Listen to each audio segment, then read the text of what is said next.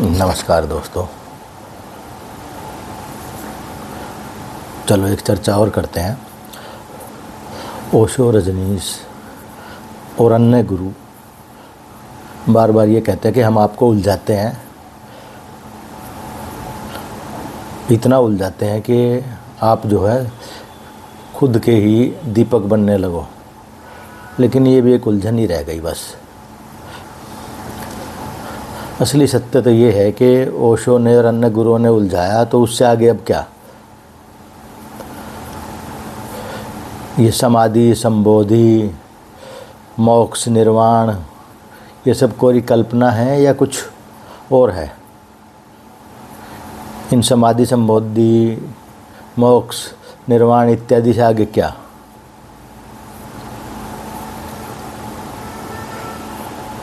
अपने आत्म को, बीइंग को, मैं को, इजनेस को कैसे जाने? इसको जानने के उपरांत ही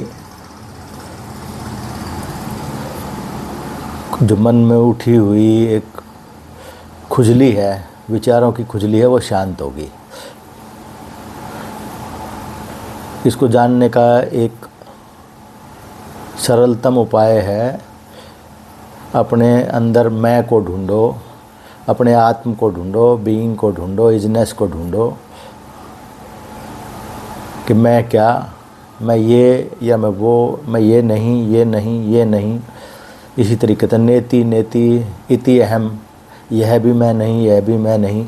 तो अंत में क्या बचा जिसे मैं जान रहा हूँ, जो रात में सोते हुए भी रहा, जो बेहोशी में भी रहेगा। ऐसा वो मैं क्या, वो जो कुछ भी नहीं रूप है, जिसे शून्य रूप कहें। शून्य का मतलब ही हुआ कि कुछ भी नहीं रूप। उस मैं को जानने के लिए कुछ बार के प्रयास से जो अपना आत्म रूप, कुछ भी नहीं रूप प्रकट होता है, उसको जानने के उपरांत सारी खुजलियाँ, सारी विचारों की गठरियाँ तिरोहित हो जाती हैं। आवश्यकता ही नहीं रहती अपना कुछ भी नहीं रूप जानने के उपरांत। है बहुत सहज, बहुत सरल, लेकिन हमारा मन उसको स्वीकार करे तब, जब चारों तरफ से थक लें, टूट लें, तब इसे स्वीकार करें, और कर ही तभी पाएंगे। अन्यथा इधर उधर के ज्ञान को, उधार के ज्ञान को ढोते चले जाएंगे, उससे होगा कुछ नहीं। मूल प्रश्न वहीं खड़ा रहेगा।